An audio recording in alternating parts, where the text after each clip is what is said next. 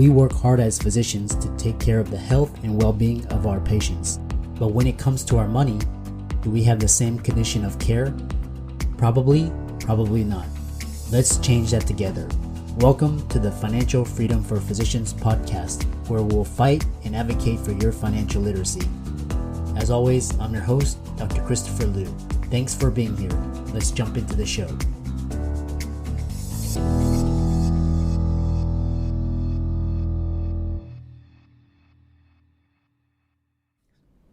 Before we get into the show, let's talk about this week's sponsor, Deputy. In healthcare, there are smart pieces of technology that businesses cannot live without. Deputy has become one of those essential platforms for more than 250,000 workplaces. It's helping medical practices schedule their staff more efficiently to meet peaks in patient demand. And it makes it easy to adjust schedule when the unexpected happens, like staff calling out sick. You can use Deputy on any device on the go. Within a few minutes of picking it up, you'll see why it has hundreds of glowing reviews from managers and staff alike. To find out more and to try Deputy for free, go to drpodcastnetwork.com/deputy. So welcome everybody to this week's episode of the Financial Freedom for Physicians podcast. And I'm the host, Dr. Christopher Liu. And as you know, I promote 4 types of freedom on this podcast. So first is financial, second is time, location, and emotional freedom. And I bring on guests that are doing cutting edge, innovative work outside of the box against the traditional medicine grain. And so today we have a very special guest, Dr. Bala, and she is going to talk to us about financial freedom and how she achieved financial freedom by the age of 41. So today's talk is going to be all about finances, freedom, one of my favorite subjects. I love the topic of financial freedom, physician finances. So I'm going to bring up her bio. And so Dr. Bala is a radiologist. She's a mother. She's a real estate investor and mentor who helps high-income professionals achieve financial freedom through real estate investing. So she did her residency at UMDNJ and fellowship at the Carol Baldwin Breast Center at SUNY in Stony Brook. So she's been a huge advocate for women's health in her role as co-section chief of breast imaging at Staten Island University, and now she's in private practice in Bakersfield, California. Dr.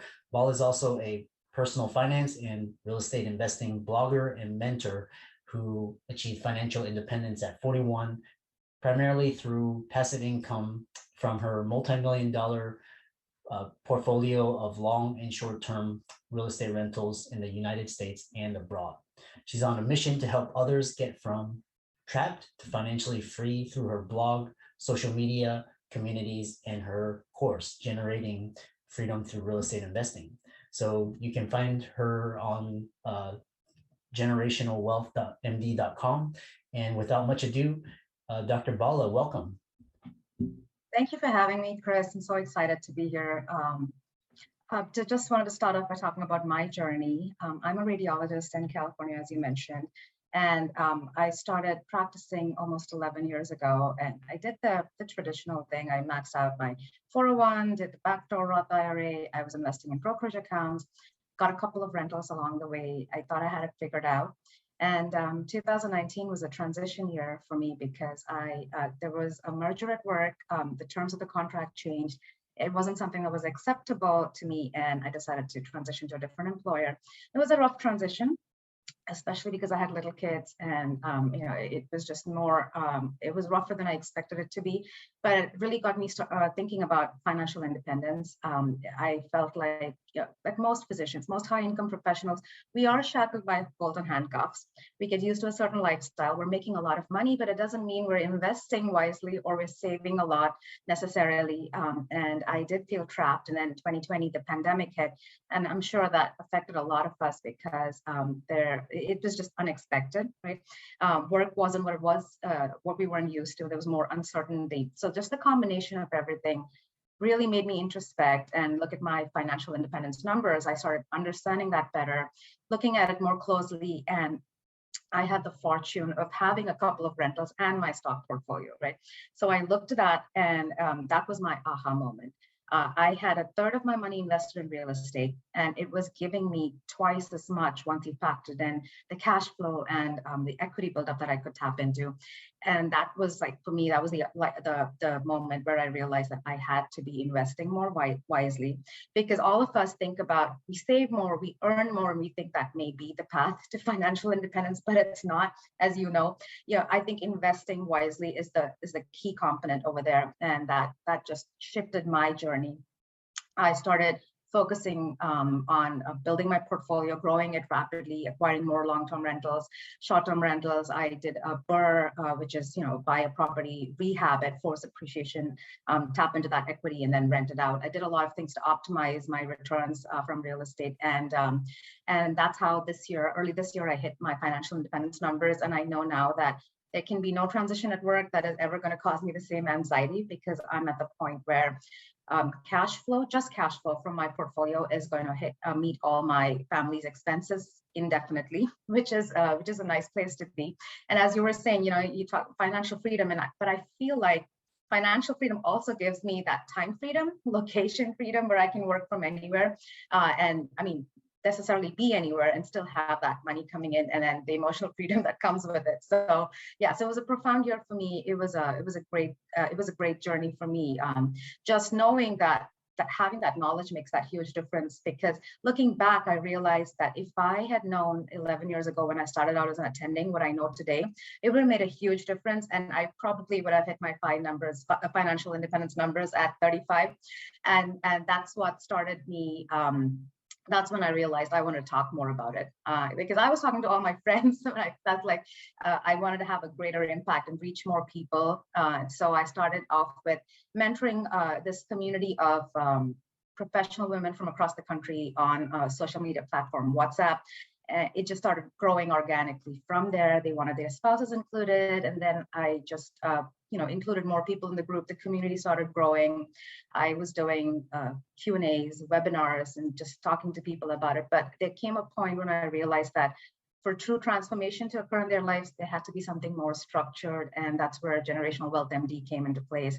I started it was initially a course, then transitioned into a coaching program, and I helped people over an 8-week period understand everything about real estate that I think is going to give them that head start and help them optimize returns so that they can actually accelerate towards financial independence and achieve, get to the point where they take complete control of their lives, and they can practice medicine any way they want to, on their own terms, live the life that they want, and that's where I am right now.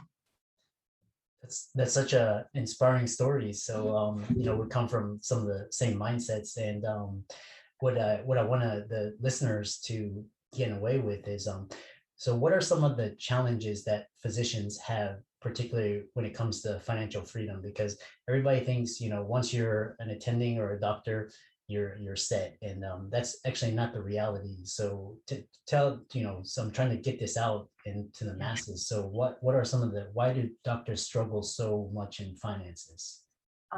Before I talk about the challenges, Chris, I want to talk about two physicians who really what they're doing right now really inspires me to keep going every day. So one physician I know commutes 4 hours each day, so 2 hours each way to get to work and come back. And it's not even a job that they're completely satisfied in. And to me, for a physician who's worked so hard to get to where they are, to still have to not be able to practice medicine on their terms, to just to have to work a job where they're not completely satisfied because they feel that they have no choice. I think that's really sad.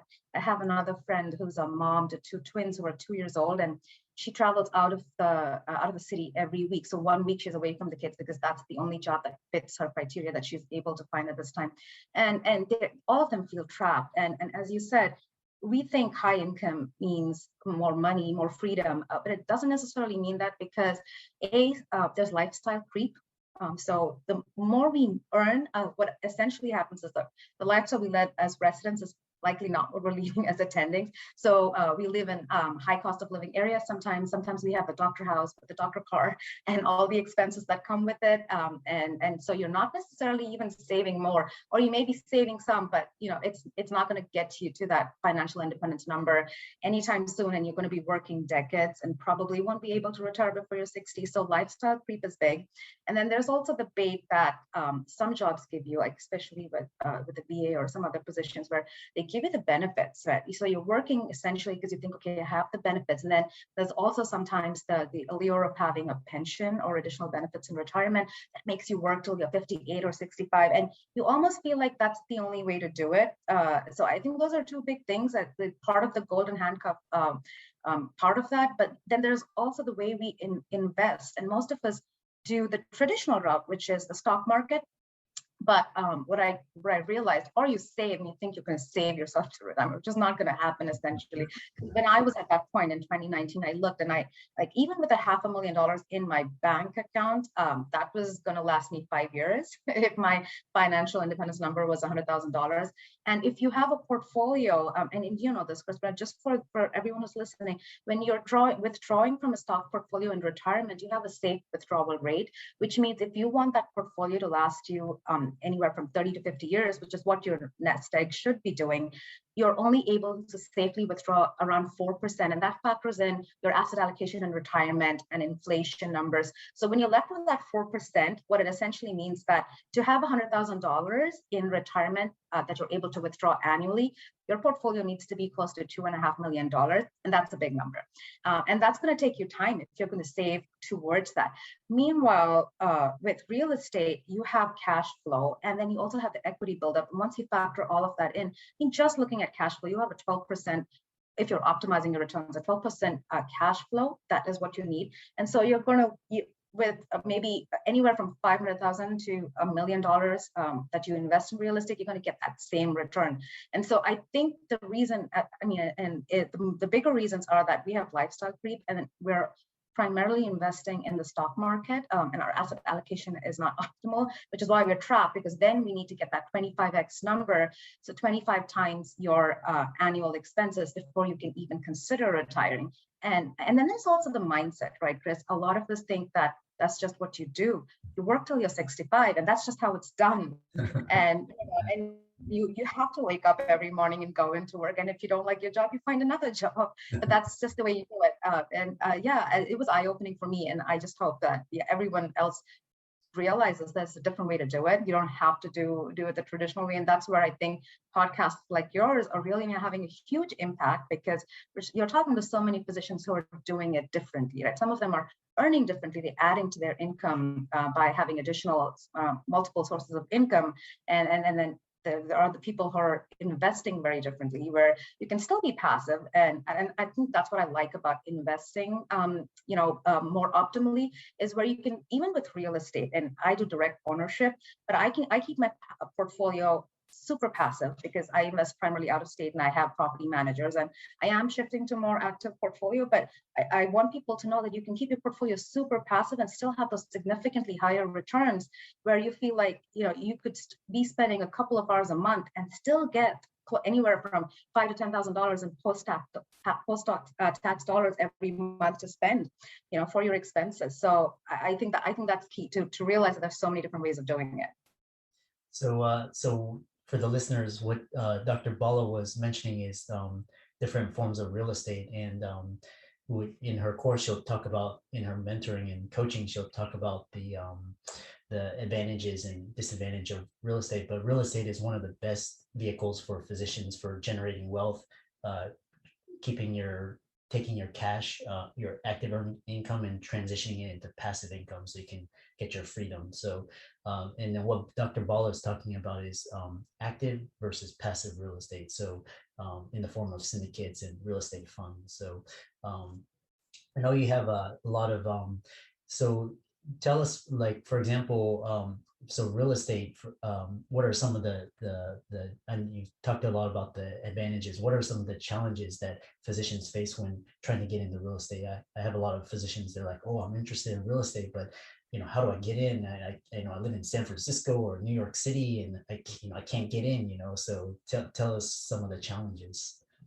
I think the first biggest roadblock is the mindset, all right, Chris, because when they think about real estate, it's something that they have no idea how to get started. The first step is the hardest, and so then all your limiting beliefs come into play.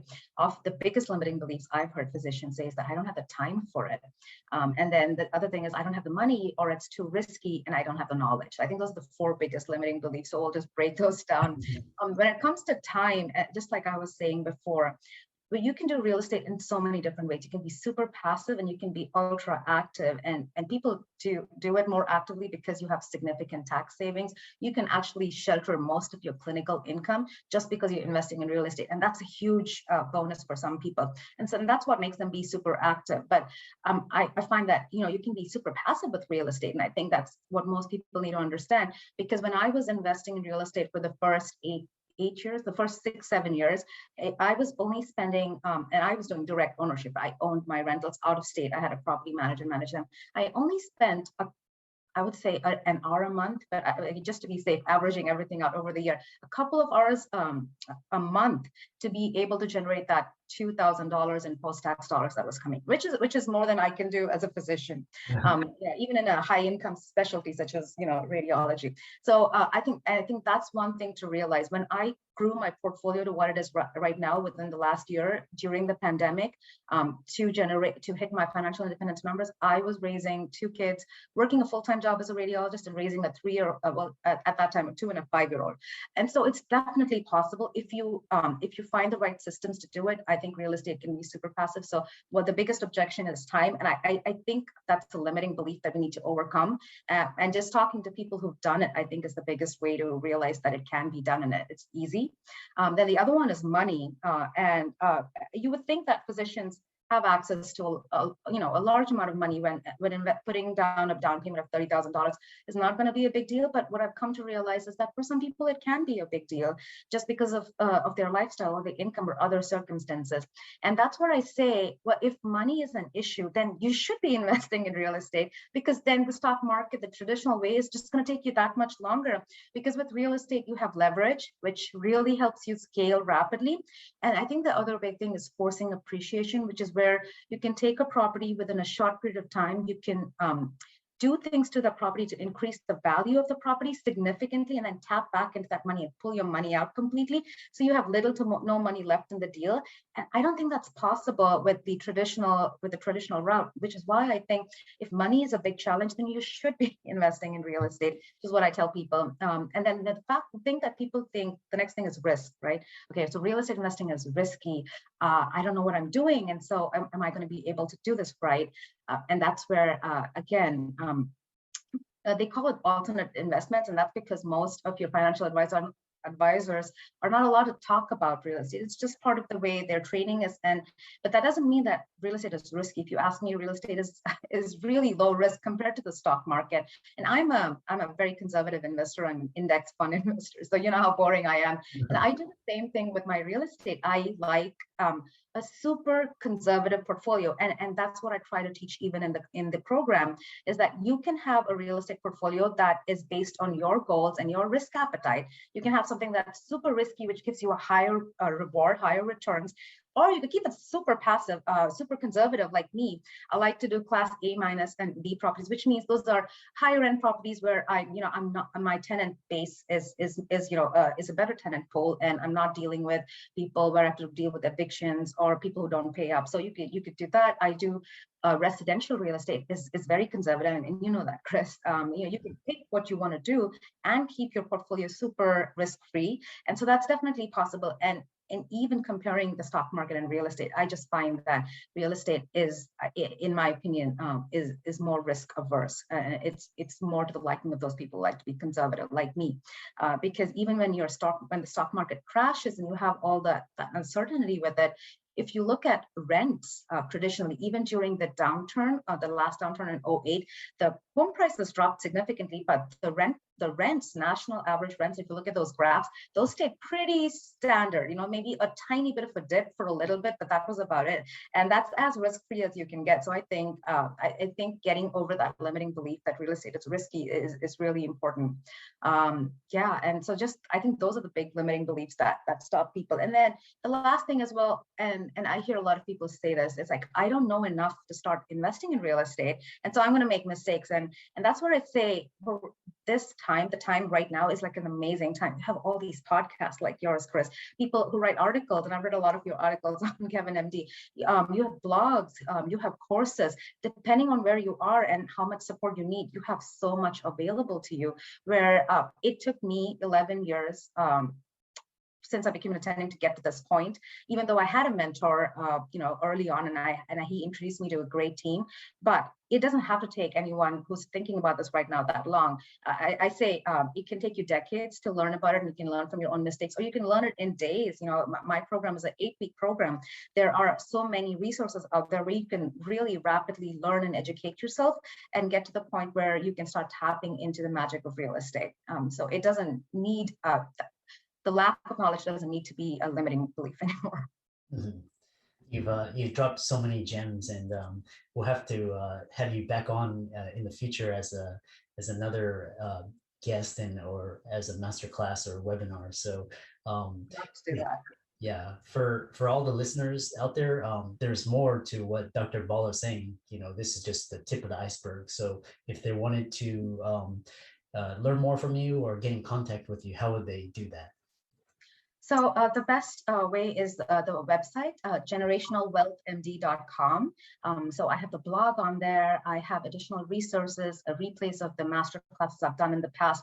I always think that's a great way to get started. And then there's the contact section where you can reach out to me and get in touch with me. We also have a Facebook group by the same name, Generational Wealth MD. It's primarily for physicians and other high-income professionals.